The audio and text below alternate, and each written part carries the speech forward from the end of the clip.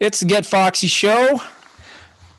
This time we have the amazing and lovely Esther Blum.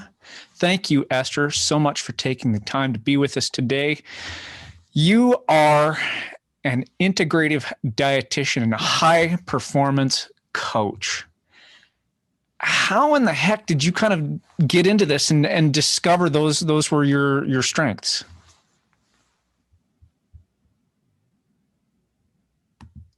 How did I discover those were my strengths? Yes.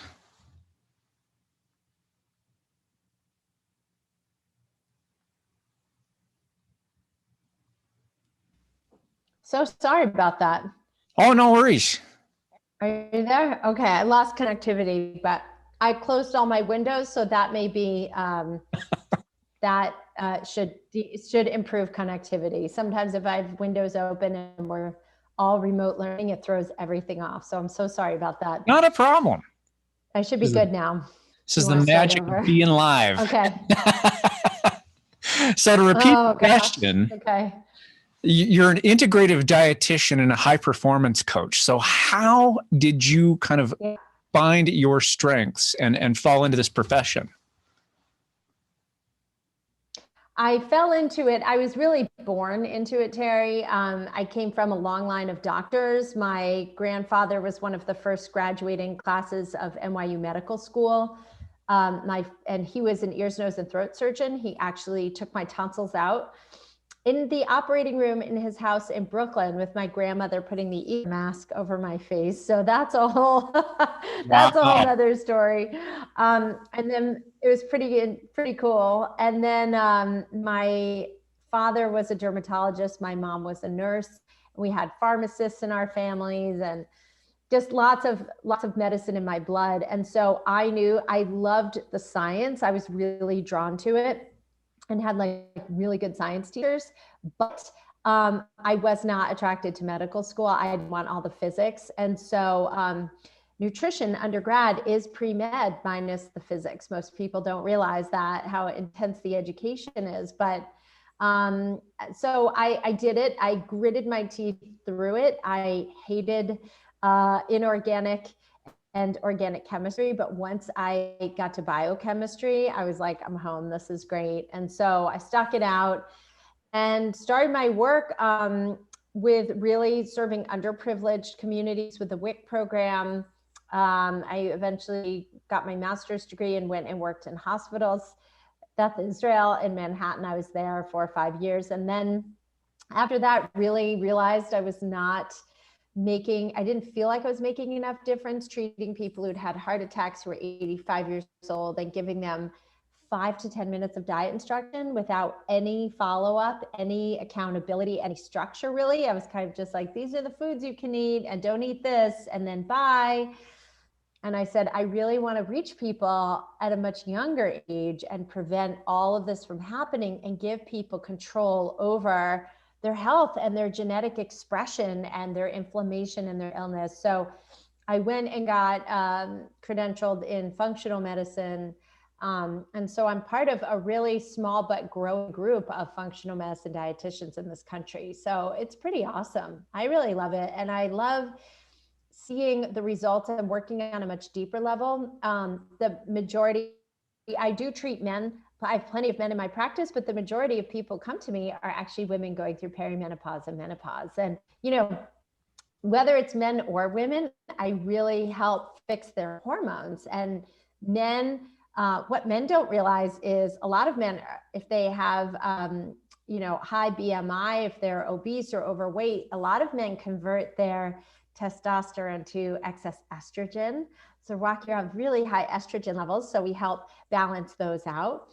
And then my women are struggling with, insomnia, hot flashes, low libido, estrogen surges and dives. And so I really help balance them out. I do metabolic testing for both, but really help balance out with lifestyle, with diet, with customized supplements based on my testing and specific recommendations for hormone replacement therapy if that is indicated. So it's a really comprehensive approach. And mainstream medicine is not necessarily caught up to all of this. So I'm happy to be on the forefront and just kind of lead my clients to feeling better. That's fantastic. As an acupuncturist and traditional Chinese medicine practitioner, I'm fairly familiar with functional medicine, but a lot of my listeners aren't. So would you describe a little bit about what functional medicine is and how it differs from traditional modern medicine? Yes.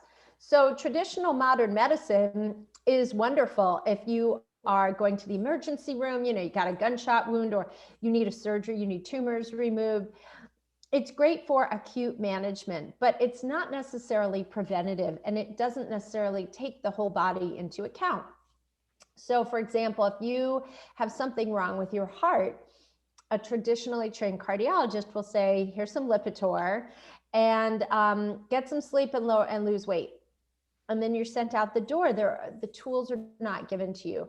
Functional medicine dives much deeper, works within a whole person system. It takes lifestyle into account, diet, nutritional status, stress management, structural abnormalities. A traditional OB/GYN will say, here's birth control pills, here's Mirena, even to women who are like going through menopause or perimenopause. My own OB/GYN, who's traditional, said, here's the birth control pill. And I was like, no, I've never taken a birth control pill. So, I really, whereas a functional medicine practitioner will say, let's look at your estrogen and progesterone and testosterone. Let's look at your DHEA. Let's look at all the metabolites. Let's look at your detoxification pathways to see if you're able to remove these hormones if we put you on hormone replacement therapy. So I end up doing the opposite, which is like, I will take people off the pill and off Mirena, or help them get off their antidepressants, help them get off their, and again, that's working with their doctor, of course, but help them get off their cholesterol meds, their blood pressure meds. My client, Kim, this morning, she was like, all my blood is normal now. Everything is normal. I'm like, that's right, because you lost weight, you stopped drinking, and you exercise now. So try to really take the whole person and the lifestyle into account, because what most people don't realize too is, as much as I love nutrition and diet and I love supplements, like if your stress and your lifestyle is not right and is out of control or imbalance, like no pill is ever going to fix this. And this is what I say to my clients is, the goal is to get you off all this stuff. If you were more balanced, or feeling, if your stress was more balanced, you put yourself first sometimes, you took care of yourself, you wouldn't need all of these things. Why don't you start meditating? So my client, David, this morning, he said, well, I'm not going to, I said, you actually need to start meditating for 10 minutes. I'm not going to do that. That's not in my constitution. I said, I don't care if it's not in your constitution. It's what you need to do. I said, it's no excuse. He said, okay, you're right. But, so I call people out on their BS a lot too. So I'm like, I don't want to hear your excuses. And this is where, not to stereotype or generalize, but men are fairly more coachable. I can be really black and white and they take it really well. Whereas women, I have to take it's a much more multifactorial approach for sure. And, my women will beat themselves up a lot more. Men just kind of are, cogs in the machine a little bit more. You tell me if I'm offending you here, Terry. Oh, not at all. Not at all. I really, in the studies that I've done with a gal by the name of Joanna Shakti, who's a relationship coach, the masculine feminine dynamic. I mean, we men are very much more goal and results oriented. And so if we're told, okay, this is what you got to do, then it's like, okay, all right, I'll do it. And, I work with a fair amount of women. That's primarily my practice with aesthetic and facial acupuncture. And yes, I think there's a different approach that we have to use when we work with women, but most times my patients are pretty doggone compliant with, if I say, okay, if you want to have better skin and reduce these wrinkles and you want to look younger, okay, here's what we got to do to change your diet. You think you can manage that? And most tend to go, yeah, I really think I can. So in some ways, I think it kind of just depends on how bad you want the change. Right. And how much pain or discomfort you are in. Right. And so, yes, and most of my people are compliant too, but it's the process. It's really taking time out of your day to, once a week, pack up your supplements, then, set your reminder to take your supplements or to meditate or to just say, shutting off my phone at 8 p.m., just giving yourself permission to really take care of yourself is, I think that's the real challenge for a lot of people. Giving yourself permission, carving out the time logistically. But yeah, the greater the pain source, the easier it is to do. You bet. In some ways, self-care really seems like self-discipline, doesn't it? That's a wise analogy. It is a discipline because no one's ever going to give you permission, Terry. No one's going to say, yes, you need to, you know what? Here's a couple $1,000. You go to that spa and you go get your acupuncture and you go to the nutritionist. People really have to advocate for themselves. And this is something else I see that is a huge pain point for women is we'll have a conversation about enrolling. I work with clients for 6 months starting, right? Because I want people to be able to see the results and really create lasting lifestyle change. I'm not a glam bam, thank you, ma'am kind of gal. You've got to really show up and build habits, and that takes time. And a lot of them will say, well, I need to discuss it with my husband. That's money to spend on myself. And ladies, PSA for you, if you're going in asking for permission, coming from a weak point, you have to decide what you want and then figure that out. Now, if you truly don't have, finances to support it, no problem. But if you do, and you're making an excuse or throwing up another barrier because you think you don't deserve to have it, or you're afraid to ask for it because you're not in a position of power. Maybe it's not your own money, it's collective money. You've got to, because there's always the upside. The upside is, number one, for your husband, right? He's happier because you're happier in your body. You get your libido back. You feel more confident. You have more energy. So you're a better parent, wife, mother. There are so many benefits. Women are the glue to our homes, right? I always say that the kids and the husbands are the tile, but women they are the grout and the glue that holds everything together. Happy wife, happy life. But number two, you've got to ask for, your support rather than permission. And you've got to decide you want it and say, hey, you know what? I really want this. Let's figure out how to happen. I work with my clients on flexibility, and I end up coaching them on how to talk to their husbands to ask for what they want. And the majority of the time, the most interesting thing is the majority of the time the husbands say, go for it. The husbands are supportive. It still comes down to the wives not letting themselves have it, which is fascinating to me. Oh my goodness, you are so speaking my language on so many levels. Because yes, I see this exactly in my clinic as well. And asking someone to invest long-term in their self-care, in their health, in their wellness, they get overwhelmed, they get spooked, and they wonder, okay, am I really worth it to invest? And so, yeah, man, that is so good that you're able to coach these women to be able to talk to their husbands, and I'm sure vice versa as well, because there's guys out there that have the same kind of mindset. Yes, there are. Some of my men do have that mindset too, where they say, I need to talk to my wife because I've been down this path before 10 times and she doesn't think I'm going to get results again, or she thinks I'll gain all the weight back after I've lost it. So yeah, there's that big piece to it. And, it is a mindset and it is a commitment to take care of yourself. It is. But, here's the other thing. I don't know about you, Terry, but if I don't pay for something, I don't commit. Free advice is really nice, But, and you know, reading a diet book and following that for 30 days is great. But then on day 31, you're still back to your old habits, back to, you know, and the weight often comes back on. So I always say, you know, if you invest in yourself, you take it much more seriously. I mean, my eating is really dialed in. That's not a struggle for me. The struggle for me is working out, because I love walking, but I don't want to lift weights, but I know that's why I hire people to train me, and that I have to be accountable for, and I have to log it on an app, and then I just get it over with and it's done, and I feel virtuous. But I feel like crap about myself when I don't do it. And then I'll feel like I've wasted money and time and lost respect for myself. So it really, there is a psychology to investing and committing.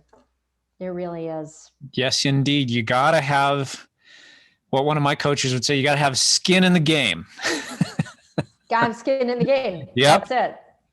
That's absolutely exactly it. it. Now you've written. And it's a long game. Yeah. Yes. You've written several books. Yes. Can you tell me a little bit about your books? Yes. So my first book really it's called Eat, Drink, and Be Gorgeous.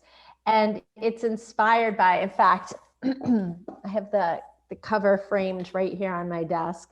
So you can see there's a girl and a cocktail glass. And the author, the illustrator, is a man I never met. He's in Australia, James Dignan. And I sent him some photos of myself, and he drew me in a really fitted, sexy lab coat with like fishnets and high heels, with a martini in one hand and a bottle of vitamins in the other. And that was pretty much, you know, the motto of the book. The motto is, your body may be a temple, but who says it can't be a nightclub? And so it was really inspired by Sex and the City. I was like, I'm so tired of boring nutrition books. No, I want to disrespect my colleagues. The hard science books do not hold my attention. They're interesting, but they're not making me laugh. They're not making me feel sensual, and they're not making eating a sensual experience. And to me, that is what I come back to again and again, is that pleasure is the best nutrient of all. And it's still part of my messaging. It's how I get my clients to eat well for life and really take care of themselves. So Eat, Drink, and Be Gorgeous is, you know, just a wonderful way to deal with, it's the party girl's guide to good nutrition. There's chapters on PMS, hangovers, dating, and like UTIs and STDs and all of those things. And there's lots of protocols in there, just a good beginner's guide to eating well. I have two in between. One of them I'll single out, the Eat, Drink, and Be Gorgeous project. And that kind of says, it teaches you to log your food. There's food logs in there. It has 4 different types of eating plans. It has supplement protocols, and it introduces lifting weights and strength training and the importance of building muscle. And then my most recent book is Cavewomen Don't Get Fat. And that's a paleo diet book for women. And most paleo diet books are researched for and written by men. And case in point, when I was writing this section on intermittent fasting, I looked at 73 studies and only 13 were done on women. And here we are giving women all this advice to be intermittent fasting and fasting at keto. Works a lot better for men than it does for women. I'm just saying, my women on keto get fatty livers. They lose weight quickly initially, but keeping it off becomes a chore. And after about 2 or 3 months, their thyroid and adrenals become pretty unhappy. Weight loss is a sluggish experience at best, and they do not want to look at another stick of butter. So, and it's very hard to sustain. Women need carbs long-term. I don't mind short-term detox, which is what my Cavewomen Detox Jumpstart is. It removes starches for 2 weeks, but you're still allowed fruit and vegetables and protein and fat.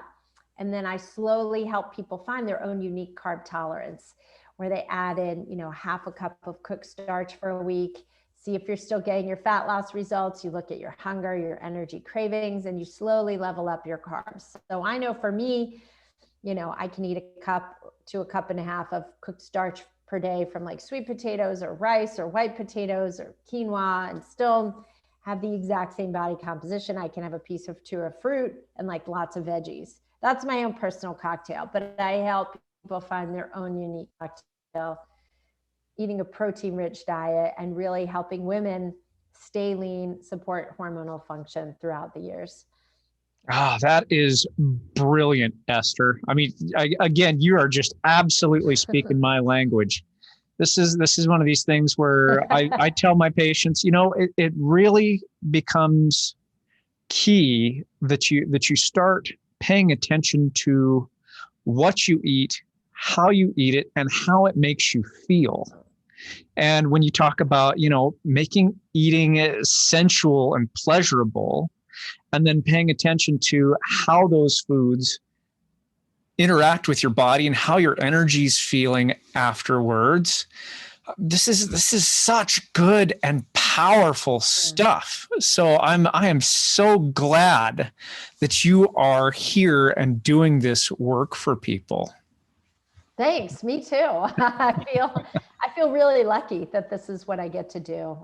It's a joy and really a privilege because, to have someone share their story with you is really, really meaningful and powerful. And the truth sets you free, right? So people come to me with all sorts of shame about their eating. I think they feel like they're, peeling back the curtain and stepping into like this virtual confession booth. And I'm like, there's no shame. Is it getting you the results you want, or is it not? And if not, let's flip the conversation. Let's, tweak your carbs. Let's tweak your ratios. Let's maybe take out the booze. Let's see how much you can possibly get away with and have a ton of fun, but still see the results that you want. And that's different for everybody. I have some clients that, have cocktails every day, but are also working out like 1 to 2 hours a day, and they're still losing weight. I have other clients that literally cannot have even a glass of wine a week, or it messes with their weight loss results. So it's really individual. I cater to the individual, and I say, what's your starting point? And I meet them there. I've, again, some clients that cook way better meals than me, that track every gram of protein, carbs, and fat they eat. I have other clients that literally don't understand that peanut butter on white bread is not a complete food, or with fluffernutter. And I have to educate them and say, okay, let's just add in, let's swap out the center of that sandwich. Let's put in, some turkey, some chicken, some eggs, and let's add in, can you give me 3 veggies you'll eat this week, right? So everyone's starting point is so different. So I honor that, because you have to give people the tools, the baby step tools of putting one foot in front of the other and just mastering 1 or 2 things. And then you add in something else and you master that. And then they're like, wow, I can do this, and it's not hard, and I'm not killing myself to do it. And it feels like I can enjoy my life and have balance too. How do people get a hold of you? How old am I? No, how do people get a hold of you if they want to work with you? I was going to say, well, I'm 100, but all the vitamins I take are much younger.